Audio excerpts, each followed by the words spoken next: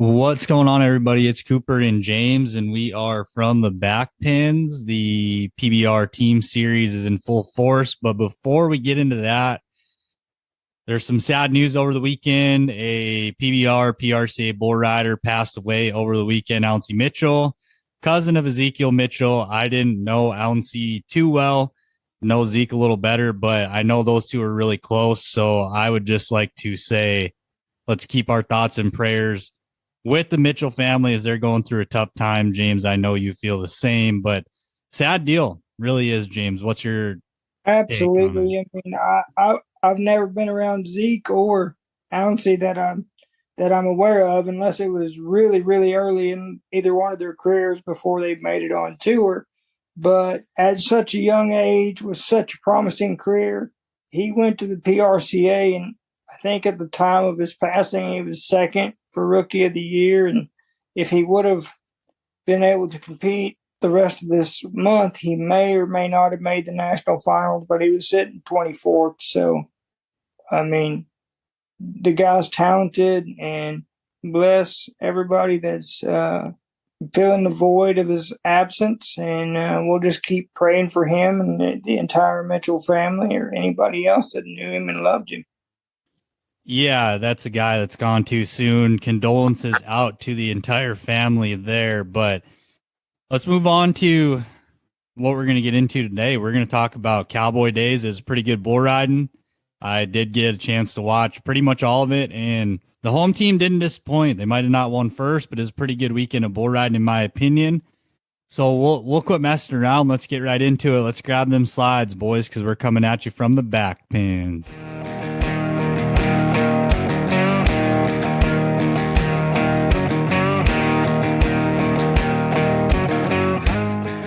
Kick things off, let's just get right into Cowboy Days, James. The Oklahoma Freedom go 3-0. They rode 6 of 15, take the event title home. They barely edged out Carolina, and Carolina would have been the first team to win their homestand. James, what did you think of the Freedom's performance over the weekend? They were spot on, about as good as they could be, with Outlaw being as rusty as he is right now because he just hasn't been on as many. He's not completely up to game speed yet, I guess is what I'm trying to get at. When that happens, though, look out.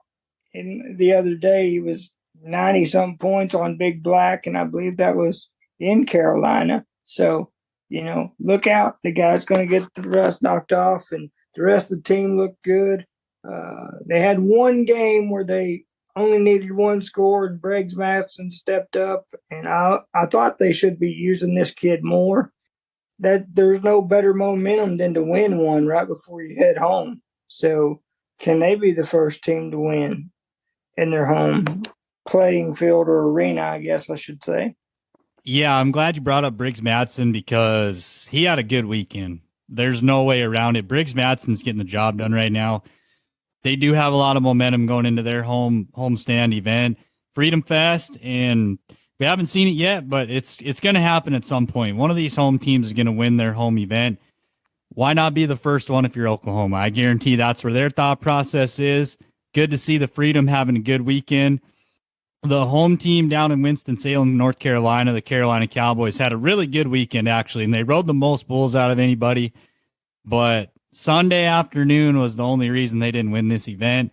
The Nashville Stampede squeaked one out from them. It came down to the last bull. Dalen Swearingen did his job, just wasn't enough points in the end.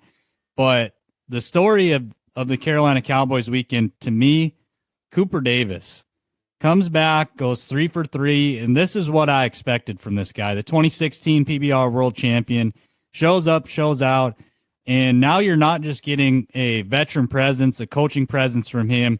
You're getting results in the arena, and when you look at their lineup right now, they might have the best one in the league. I think so. And I think that's what Nashville needed. They've been struggling so much, but they've had so much success against teams that are at the top of the standings because they're at the bottom. So they're looking at themselves as an underdog every time. And every time they played Carolina so far this year, they put up huge numbers and lost or whatever. So to lose one in your home, field to them, and then or arena rather, and then come back and get revenge like that. It's got to feel good if you're Nashville, and moving forward to know I seen something in Nashville in that last game. I wouldn't doubt it if they flip the switch and they go on a win streak for a few games. I'm going to be honest with you. I don't buy into that stuff as far as I've heard them bring that up on the broadcast too, that every time Nashville's played Carolina, they ride a lot of bulls. There's a lot of things that go into that. That could just be a case of them drawing bulls well. What I'm saying is I think it's more coincidental than a theme or a narrative. But yeah, Nashville did their jobs against Carolina. That was their lone win on the weekend, and it prevented Carolina from walking away probably with the victory at their home event. So shout out to the Stampede, but I'll tell you what, the way it looks right now, Carolina's the team to beat. I don't care what anyone says, the way they're riding right now, the lineup they put out there, they are going to be a tough out for anybody in this league. Moving on to the next thing I've written down, the Arizona Ridge Riders struggled a little bit. They didn't finish in last, but they went 1-2 on the weekend, rode 5 of 15. I just think is a little bit of bad luck. I'm not panicking on this team. They're still going to be a tough out week in, week out. James, what did you think of the Ridge Riders going 1-2? I'm a little surprised by that just because of the momentum factor in bull riding. But sooner or later, even George Paul fell off a few, based on the history and all of that. He's the one man that's rode more bulls than anybody else in the world. Doesn't matter the era. But anyway, yeah, they were a little bit disappointing, or not to me disappointing, but I mean, it's surprising, I guess, that they didn't finish higher because we're so used to seeing them, and they actually got blanked in one game, and that doesn't happen very often. Yeah, you're right. They don't get blanked a whole lot, and like I said, I'm not panicked on this team. They're going to be just fine. But let's move down to the third place team because this team continues to prove me wrong. I doubt them every week, and they just show up, get the job done. Kansas City Outlaws finish in third. They go 2-1. They get 6 of 15 road. I think it just shows you can't make up for grit and try because this team's full of it. They've got it in spades, and right now they're showing that effort outweighs talent when that talent doesn't put forth the same kind of effort. James, what's your take on the Outlaws team and their third place finish in Carolina? They're the walking wounded, but that's just the way JW was throughout at least the last probably 5 to 10 years of his career anyway. He was a walking wounded nearly every time. So, they're gritty, they're tough, and you can't help but root for them. And in fourth place as well, I'm a little surprised by this team. The Texas Rattlers, they rode 6 of 15, and that's their season best finish. This is the highest they've placed at an event through 6. The Rattlers didn't have a bad weekend, James. What's your take on the Texas Rattlers right now? Flip a coin, because, if we could see the same production out of them we did this past weekend, or even a little better, can they carry momentum? Is there such a thing for the Texas Rattlers being in 7th or 8th place, down towards the bottom, wherever they're at? Is there such thing as momentum? Will they be able to feed off of that? And the biggest surprise to me is the one guy that stands out the most to me that they've been using in the bonus rounds and stuff. Ejanakin Meanhouse has still been getting it done. I mean, even at 47 years old, that's just incredible. I don't care what you put him on. Edney has really surprised me. Like you said, at 47, I've seen guys ride bulls at 47, but I don't think I've ever seen in recent memory a guy ride bulls at the level he's at the age he's at. It's incredible that at 47, he's able to ride the world's best bulls. In the bonus round, he goes 88 points on Shake and Bake, a bull that came from former guest on the show, Ty Ronaldo. He's on a different truck now, but Edney's just getting it done. That's all there is to it. He's really been the shining star of that team outside of Cody Jesus. And unfortunately, I hate to be the bearer of bad news, but I still think they should trade him. I still think they should. I know he's been doing good, but they could get something for him on a team that really is trying to win right now. Some people are going to scoff at that, but that's where I'm at with it. I am not going to waver from that opinion. But let's move into the updated standings, James. There's 3 teams at 10-6. The tiebreaker of bonus points is going to the Carolina Cowboys. They're the number 1 team in the league. They're riding 40% of their bulls. I know we're not shocked where they're at. The Austin Gamblers are also at 10-6, 36.5 bonus points. They're riding 35% of them. And rounding out the top 3, the Arizona Ridge Riders at 10-6 as well. Only 19 bonus points. So that's a big thing when you're talking seedings. The bonus points really don't matter other than tiebreakers in these standings.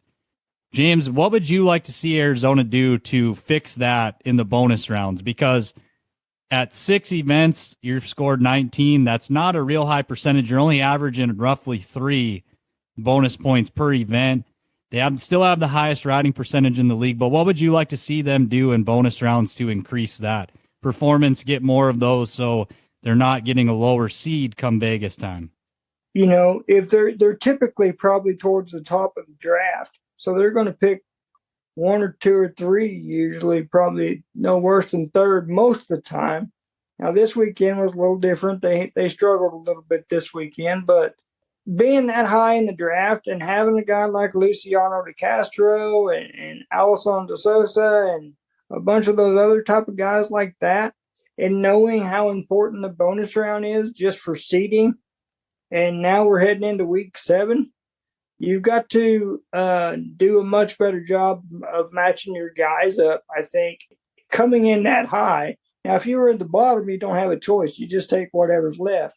But I think from that perspective that they could do a little bit better job of picking bulls for their guys, or a team in general could come together and not just be a coach's decision and say, well, this bull fits you the best, or ask the guys around you, does this bull fit you the best? Who do you think it'll fit?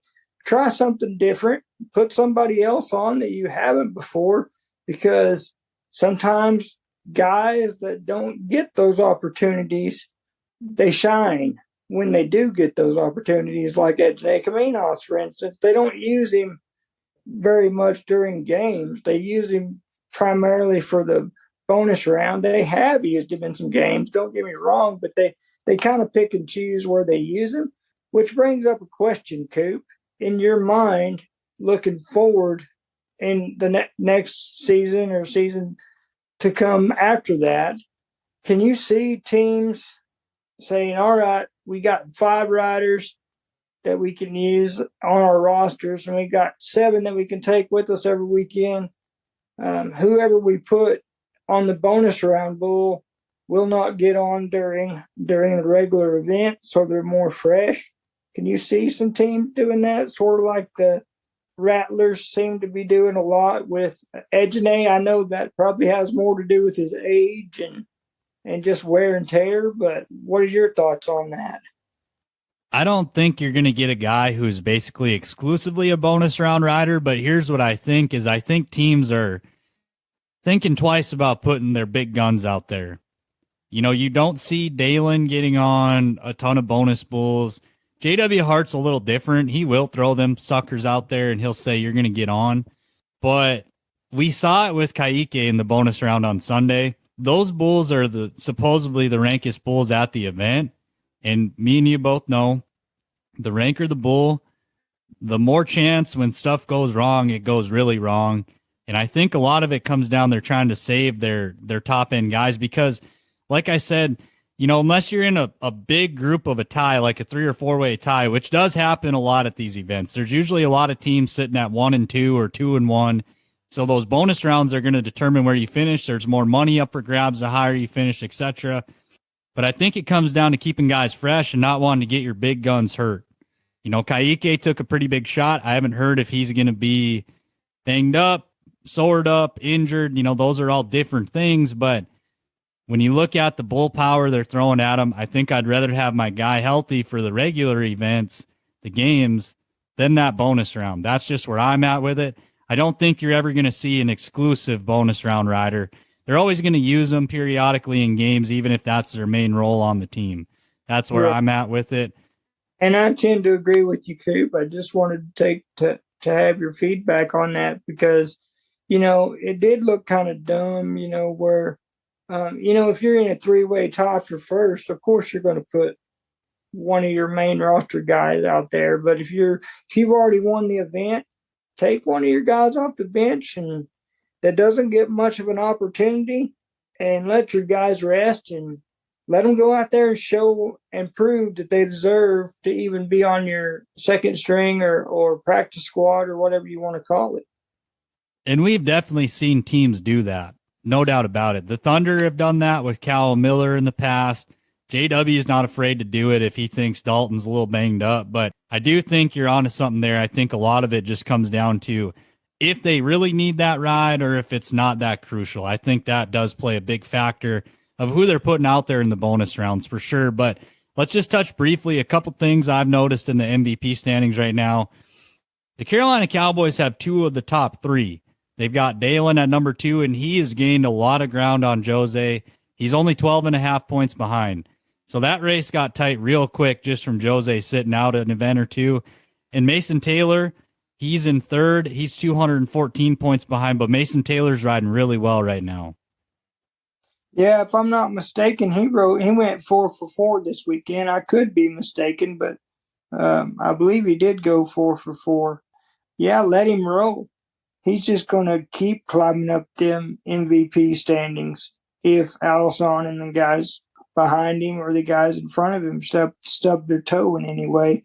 I am a little bit surprised, honestly, if we're talking about the MVP race. It is still early and Jose's going to come back and whatever, but if you're Carolina and you got a guy that's only needing one ride, why not put him on in the bonus round and build momentum for the MVP race? Because when Jose comes back, we know what's going to happen when Jose comes back. So any chance you could take that over and build off of it until he does come back, the more of a chance a guy's got to win it from another team. No, I hear what you're saying there, but at the end of the day, we don't know if the guy's a little sore. Maybe he's just done for the weekend. He's checked out. I mean, there's a lot of things that go into that. I do see what you're saying, but there's a lot of factors to go into that decision that we just don't know. That's only those guys on that team know, and that's about it. And that's probably how it's going to be forever. But yeah, I do see where you're coming from. If Dalen gets a 2-3 bull lead on Jose, it makes it that much harder for him to come back when he does return to the arena for sure. Another guy I want to bring up with this MVP race, Marcus Mass took some leaps up this week in the standings. He's sitting in 5th. He's 377 3/4 points behind Jose. I don't think Marcus has a real solid chance to win that MVP trophy or award. More of why I want to bring him up is this guy has done nothing but impress me this entire time. He goes out there, and I know we've talked about it on a lot of the episodes, but I just can't get over the fact how much Marcus Mass has grown. He's dropped 25 pounds, and he has turned into a consistent bull rider that's getting the job done for the Outlaws more than he's not. And I'll agree with that, and that brings up another point, Coop, that I think for the whole reason this team deal was even invented, other than just for a different format, is to allow these guys to get some coaching and some help and to not necessarily have to ask for it. How much can you see Marcus Mass maybe being in the top 15, top 10, 2020 at the end of 2023 UTV series, just based off of the confidence and the stuff that he's learned from JW? Now we're not counting injuries and things like that. Will obviously can take you out of that, but just his mind frame and the way he's riding right now. How much do you think just being on a team and all that plays a factor into it, and will it carry over to the UTVs? I think it carries over for sure, but to the extent of him turning into a top 10 bull rider year in, year out, I'm going to tend to probably say that's a long shot based on the fact that in this team series, like, these coaches are going to match a guy up to a bull they think that fits him in most cases. There's times where that's not going to happen, but a lot of times that's the objective. So I'm not surprised when you look at some of these guys' riding percentages because of that fact. When they go to the individual season, they're not getting handpicked bulls. It's a draw most of the time until the championship round. He's going to have to ride different types of bulls. He has shown he can do that in this team series at a consistent level to finish in the top 15. I'm not ready to say that, but I do think Marcus Mast has shown me he's a consistent top 35 guy year in, year out. I don't think we see the Marcus Mast that gets on tour for 6 weeks, then goes back down to the Velocity Tour. I think that guy's over with. I think that guy's in the past. I don't know if I'm ready to call him a top 15 guy yet, though. But let's take a break and talk about Rank Ride Fantasy for a second. If you enjoy what the PBR Team Series did, and especially the draft aspect of that, check out Rank Ride Fantasy. They let you put your general manager cap on, and you get to make those decisions that a general manager does week in, week out. I played the entire 2022 season, and it was a great time. It's a really good way to engage yourself with the bull riding that's happening. When you have something to cheer for or against, it really makes it more exciting to watch, especially when you pick a guy that goes 90-plus points. There's not a better feeling in the world, and it's a really good opportunity to give you and your buddies the opportunity to give each other a hard time, compete against each other. Let's get some bragging rights going. I'm better than you are. I know more than you do. Now you can put it to the test, and bragging rights are always good when you're interacting with your best of friends. It's a really great time. I can promise you, you won't be disappointed. So check out Rank Ride Fantasy at www.rankridefantasy.com, and I will link their social medias in the description below. And also, I will list them at the end of this podcast, but let's get back to it. But next, James, let's move into a little fun exercise I've got prepared here. So we're going to list each team. I'm going to tell you what the top individual riding percentage is on that team with a minimum of 5 outs, because there are a few guys that have been like 1 for 2 or whatever. And I'm not going to count that. They've got to have at least 5 outs, and you got to guess who that rider is or riders. A couple of these are tied. So you ready to roll or what? Oh, yeah, let's roll with it.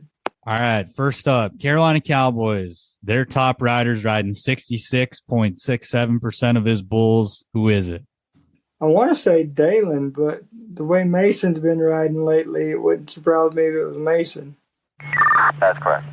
It is Dalen. Dalen's riding at a pretty high clip right now, and quite honestly, they got a lot of guys that are riding a lot of bulls. So maybe not as easy as it seems is what I would say, but you got that one right.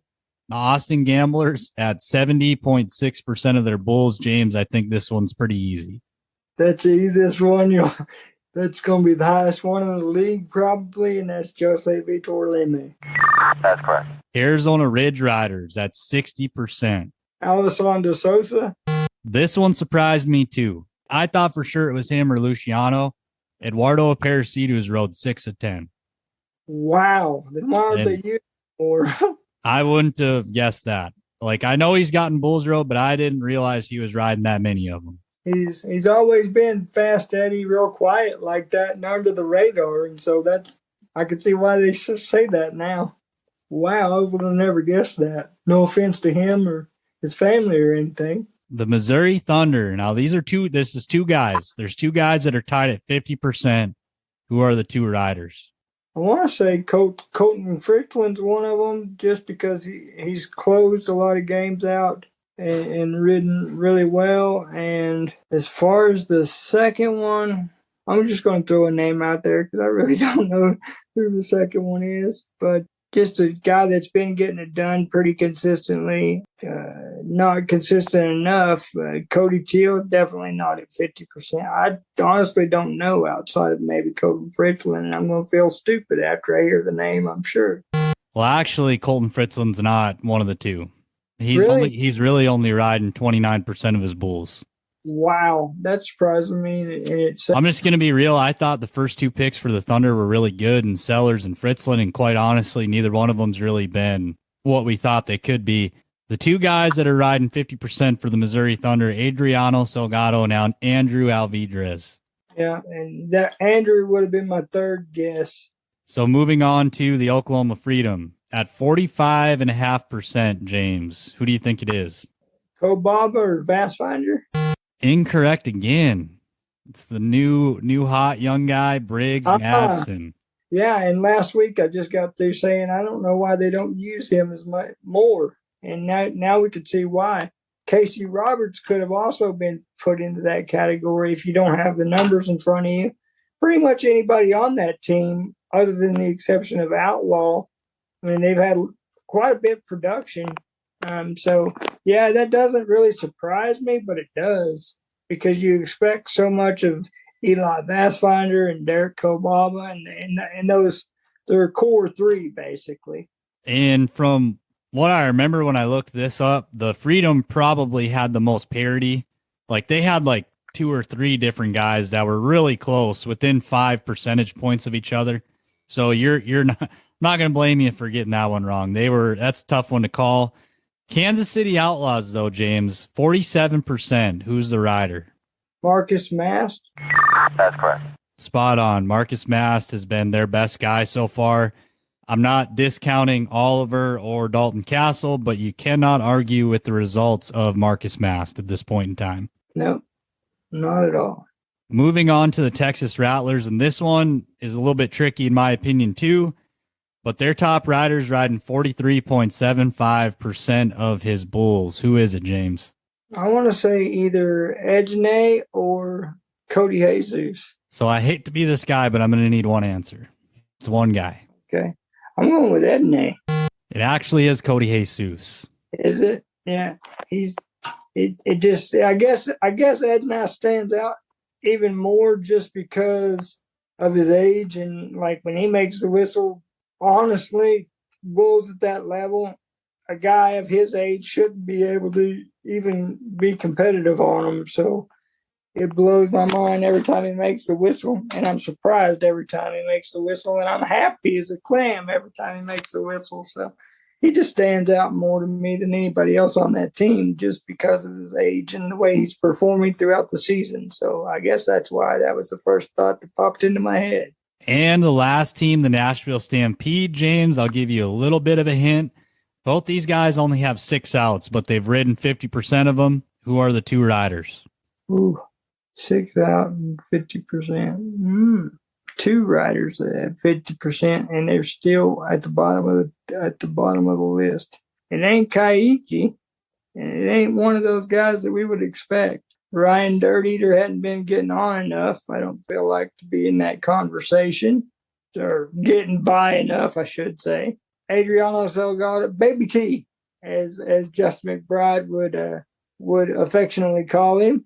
I think he might be one of them. He seems to be one of the more consistent guys on their team as of late as to making the whistle. Maybe a Silvano Alves. I don't know if he's even been on 5. That's correct. So you went 1 for 2. Silvano is one of the guys. He's got 6 outs. He's rode 3, and Matt Triplett. And Matt Triplett kind of surprised me because Matt Triplett really hasn't been back on their team all that long, but they have used him a lot. So right. I can see where that one was pretty tricky there. And he'd been traded and so on and so forth. So I kind of forgot that he was even on the roster there for a second. I'll tell you what, speaking of Silvano, he made a bull ride on Sunday that I'm not sure Silvano in the individual season would have made.